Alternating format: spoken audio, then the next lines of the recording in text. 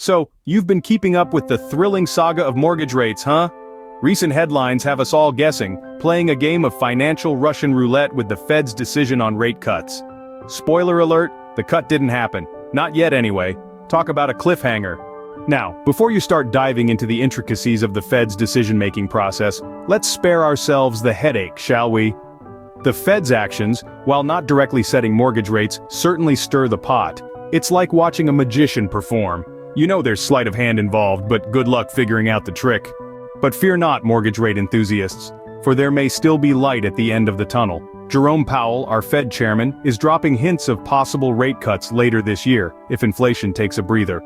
Talk about a roller coaster of emotions. 1 minute we're bracing for impact, the next we're riding the wave of hope. Mortgage rate projections, the crystal ball of the real estate world. Mark Fleming, chief economist at First American, warns us these are merely educated guesses, not promises or guarantees.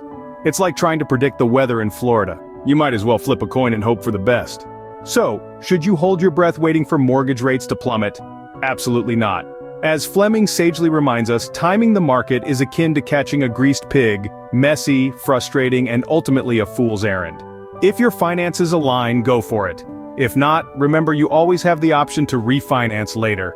After all, in the game of real estate, patience is key, but time kills all deals.